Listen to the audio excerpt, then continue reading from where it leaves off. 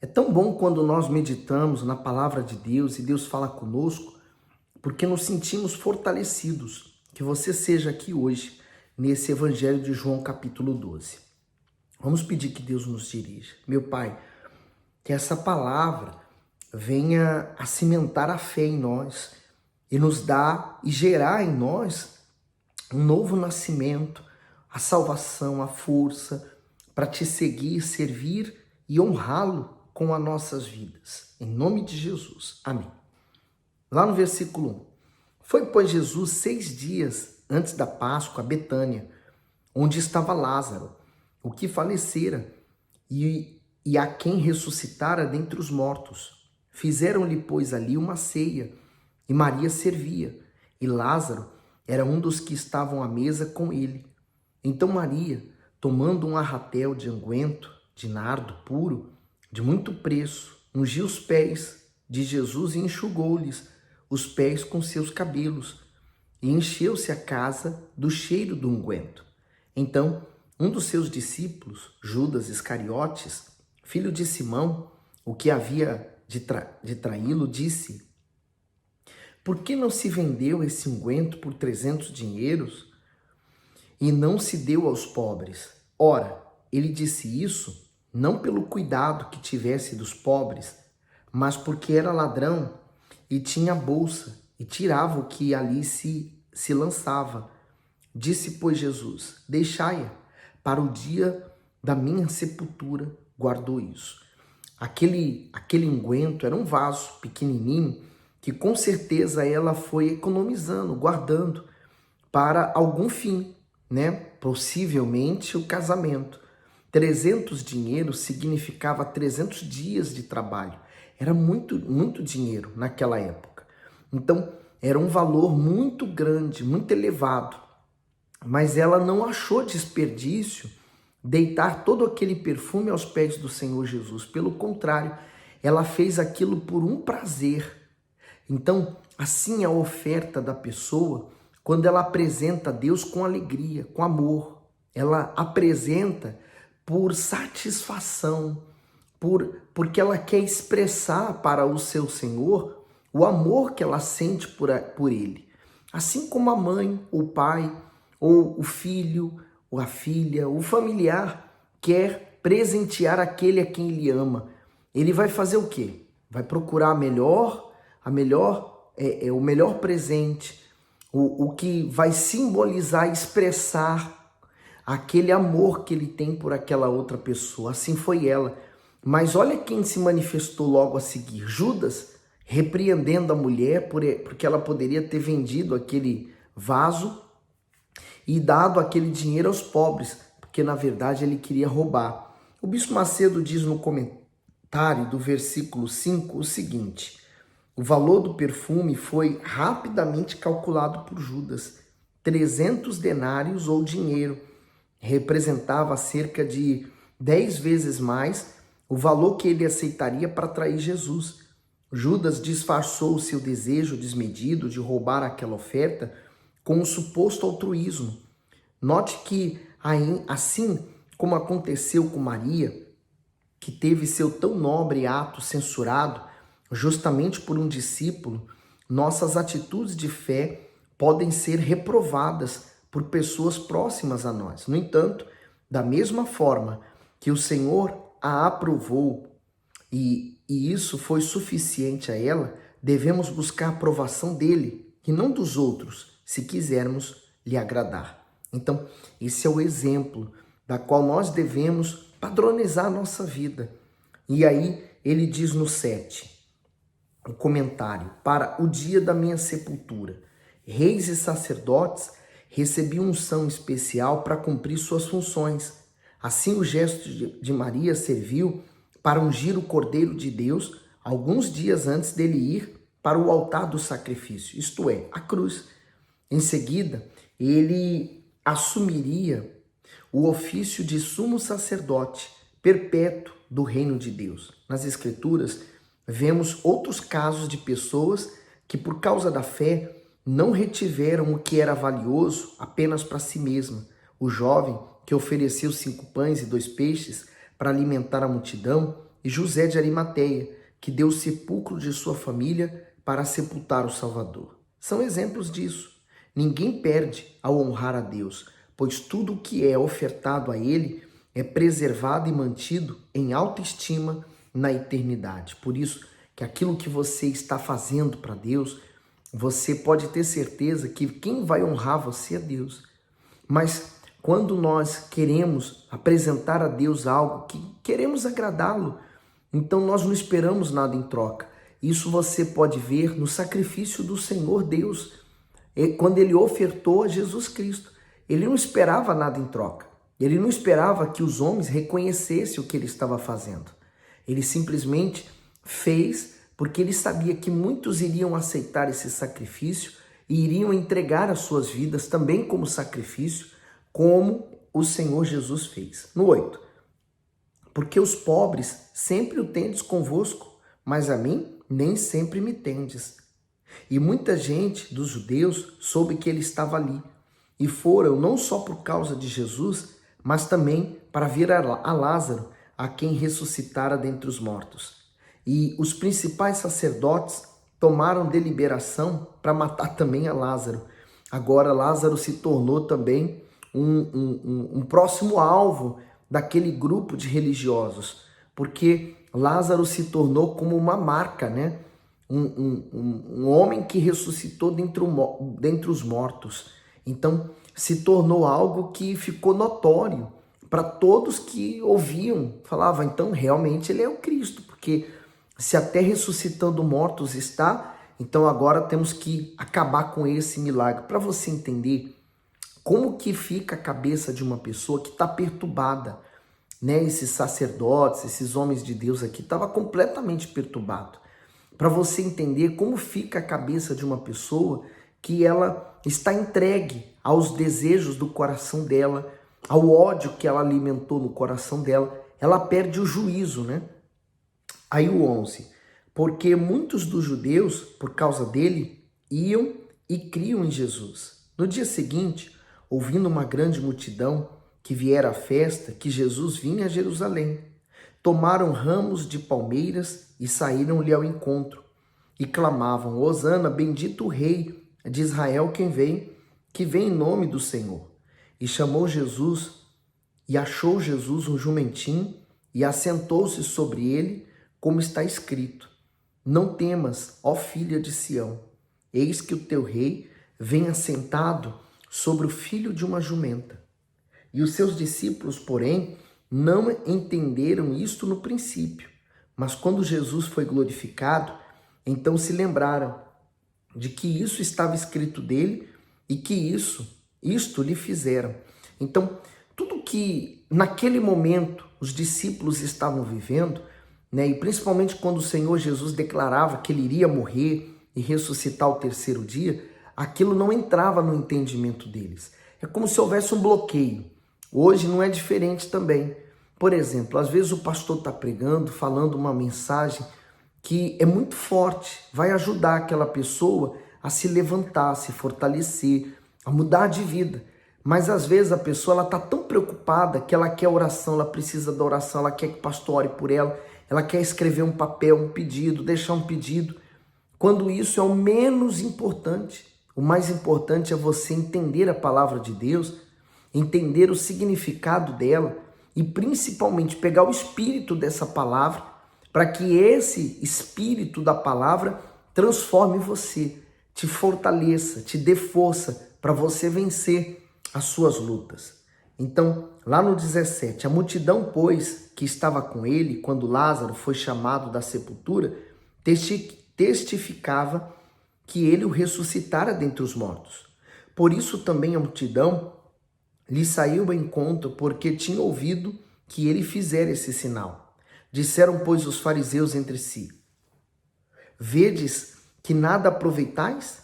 Eis que toda a gente vai após ele. Ora, havia alguns gregos entre os que tinham subido a adorar no dia da festa. Estes, pois, dirigiram-se a Filipe, que era de Betsaida, da Galileia, e rogaram-lhe, dizendo, Senhor, queríamos ver a Jesus. Filipe foi dizê-lo a André, E então André e Filipe o disseram a Jesus. E Jesus lhe respondeu dizendo: é chegada a hora em que o Filho do Homem há de ser glorificado. Na verdade vos digo que se o grão de trigo caindo na terra não morrer, fica ele só. Mas se morrer, dá muito fruto. Então, antes da gente chegar a essa parábola, né, do que o Senhor Jesus está falando do grão de trigo, eu quero destacar esses gregos aqui. O grego, ele naquele tempo, ele tinha uma fama de muito sábio, né? Eles eram muitos estudiosos, eles achavam que eles eram os mais inteligentes da face da terra. E esses gregos ouviram falar, então, a fama do Senhor Jesus, os milagres, tudo que estava acontecendo chegou lá. É muito provável que esses gregos eram filhos de judeus, é muito provável, mas eles nasceram na Grécia, então eram gregos. E eles estavam em Jerusalém. Como era Páscoa, e muitos judeus que viviam na diáspora, quer dizer, por exemplo, na Grécia, em Roma, então eles vinham para Jerusalém para comemorar a Páscoa. E eles tinham um desejo, não de receber algo, mas de conhecer o Senhor Jesus, de conhecer aquele, talvez, que eles tanto ouviram falar. Hoje em dia, é difícil a pessoa que vem à igreja falando: olha, eu quero conhecer Jesus. Normalmente as pessoas chegam por causa da religião, por causa das crenças dela, ela fala assim: eu sempre tive fé em Deus. Na verdade, ela nunca conheceu a Deus. Conhecer a Deus é você ter uma intimidade com Ele. Como você, por exemplo, se você é casado, você tem a sua intimidade com a sua esposa, né? Um começa a ser mais parecido com o outro, né? Os jeitos, as maneiras. O filho, por exemplo, ele começa a puxar o jeito do pai, da mãe, ter as mesmas atitudes. Quer dizer, há uma intimidade no meio dessa família. Assim é você com Deus. O Bispo Macedo diz assim a respeito disso: queríamos ver a Jesus. Enquanto alguns gregos buscavam conhecer o Senhor Jesus, os judeus, por intermédio das autoridades religiosas, o rejeitavam. O pedido dos gregos significa que a aliança com Deus deixou de ser um privilégio apenas de Israel para se tornar um direito de todos os povos. Assim, o Senhor Jesus aproveitou esse momento para transmitir um grande ensinamento sobre renúncia. Antes de ser glorificado e recompensado com inúmeros herdeiros, ele precisava trilhar o caminho do sacrifício. Isso significa que a glória que ele receberia estava diretamente vinculada à sua obediência ao propósito do Pai. Agora, vamos ler essa parte do 24. Na verdade, vos digo que se o grão de trigo caindo na terra não morrer, fica ele só, mas se morrer dá muito fruto. Quem ama a sua vida, perdê-la-á. E quem nesse mundo odeia a sua vida, guarda-la-á para a vida eterna. Se alguém me serve, siga-me, e onde eu estiver ali estará também o meu servo. E se alguém me servir, o Pai o honrará. Aqui é tão rico de coisas, né? Então, essa semente é o próprio Senhor Jesus. Vamos ao comentário do bispo. Ele diz assim: o grão de trigo. Como a sociedade de Israel era agrícola, agrária, a ilustração do plantio era bem compreendida. O Senhor Jesus representava a semente de Deus, o grão de trigo, que precisava morrer para germinar e dar fruto. Em um primeiro momento, o semeador, que é Deus, pareceu perder a sua semente ao entregá-la à terra, mas tempos depois colheria os resultados, pois ela produziria frutos e muitas outras sementes. Isso revela que, embora a vinda do Senhor Jesus ao mundo, com seus milagres e os seus ensinamentos, tenha sido extraordinária, não teria nenhum valor se ele não tivesse morrido e ressuscitado. Da mesma forma, o discípulo deve seguir o exemplo do seu mestre, morrer para a sua própria vontade, em prol da vontade de Deus, para então ser recompensado por ele. Então, da mesma forma que a semente, para poder germinar e dar muitos frutos, ela precisa primeiro morrer. Assim é o processo daqueles que querem conhecer a Deus, nascer de Deus, receber o Espírito dele. Primeiro ela precisa morrer para esse mundo, para que ela possa então nascer de novo. E ela vai ser essa nova semente. Por que ela vai dar frutos? Você pensa assim, o fruto são as bênçãos nessa vida. Não, os frutos, eles estão dentro de você, na sua mente. E o principal fruto é a salvação. E ele diz assim, quem ama a sua vida, perdê-la-á. Quer dizer, se eu amo minha vida neste mundo, eu vou perder. Tem pessoas que elas vivem tão preocupadas, né? Elas dão tanto valor às coisas desse mundo e elas não dão nenhum valor às coisas espirituais, que é a eternidade dela com Deus. Então essa pessoa que ama o mundo, ela termina perdendo tudo. Mas quem nesse mundo odeia a sua vida, guardá-la-á para a vida eterna. Quer dizer, está vivendo neste mundo, mas ela odeia a vida neste mundo porque ela anseia, ela tem vontade da eternidade, de estar com Deus para toda a eternidade. Por isso que ele fala, se alguém me serve, siga-me. E onde eu estiver, ali também estará o meu servo. Porque o desejo do servo é servir. Ele não tem outro objetivo na vida senão este, dele poder agradar o seu Senhor. E se alguém me servir, o Pai honrará. Por isso que o Pai honra, por exemplo, aqueles empresários que por causa das suas riquezas, ele coloca as suas riquezas, ele coloca os seus bens à disposição de Deus. E quando ele faz isso, Deus usa esse empresário, dá mais condições a ele, porque sabe que pode contar com ele e a obra do nosso Senhor Jesus pode desenvolver por causa dele. Assim também são aqueles que talvez não foram agraciados com riquezas, mas são pessoas dispostas a ajudar o seu próximo. Elas fazem cabais, elas fazem sopas, elas levam a palavra de Deus ao que está sofrendo. Ela leva as boas novas do Evangelho para quem está sofrendo. Então, todos nós podemos servir, é como o corpo. Todo o nosso corpo ele é necessário. Nenhum membro ou nenhuma parte do nosso corpo é menos importante do que a outra. Todo o corpo é importante. Então, no 27, agora a minha alma está perturbada. E que direi eu? Pai, salva-me desta hora? Mas para isto vim a esta hora. Pai, glorifica. Pai, glorifica. Pai, glorifica o teu nome. Então veio uma voz do céu que dizia, já o tenho glorificado, e outra vez o glorificarei. Então, por que Jesus tinha a alma dele perturbada? Porque estava chegando, não o momento do sacrifício, acho que essa foi a menor dor que ele sentiu, mas seria o momento em que ele teria que se separar do Deus Pai. E essa separação nunca houve em toda a história do Senhor, em toda a criação, nunca houve uma separação do Deus Pai e do Deus Filho. Mas aqui seria necessário acontecer isso, para que ele pudesse assumir o nosso lugar de pecador e morrer na cruz no nosso lugar. Então, ele diz ali, olha, aquela voz, novamente, né, do próprio Deus falando com ele. O Bispo Macedo diz, a voz do Pai foi ouvida em 3 ocasiões diferentes no ministério do Filho, no batismo, na transfiguração e neste momento de aflição. O Senhor Jesus, ao contemplar seus dias futuros de agonia, pediu para que o nome do Altíssimo fosse glorificado por meio dele. Mas o Pai afirmou que desde a eternidade era glorificado por ele e seria ainda mais.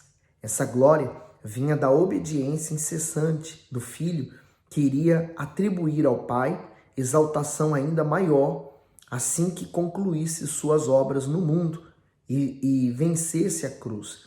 Veja que não há melhor forma de glorificar a Deus do que ser obediente à sua voz. E aí, continuando, ora, a multidão que ali estava e que a ouvira dizia que havia sido um trovão. Outros diziam, o anjo lhe falou. Respondeu Jesus e disse, não veio essa voz por amor de mim, mas por amor de vós. Poxa, que forte, né? E nós podemos nos sentir amado. No 31, agora é o juízo deste mundo. Agora será expulso o príncipe deste mundo.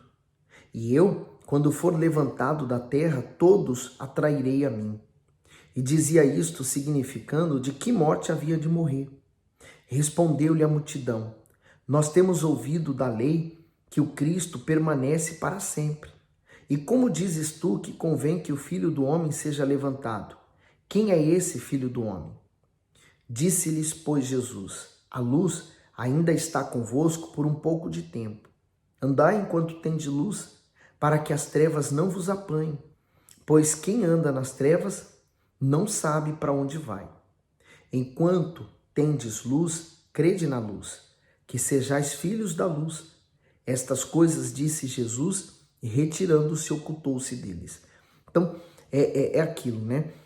Aquele Jesus que eles estavam à espera, é o Jesus que agora nós estamos esperando o seu retorno. O Senhor Jesus glorificado, aquele que virá com poder e honra. Esse sim é o Senhor Jesus que nós, a igreja, os cristãos, aguardamos. Eles ainda estão aguardando esse que nós esperamos.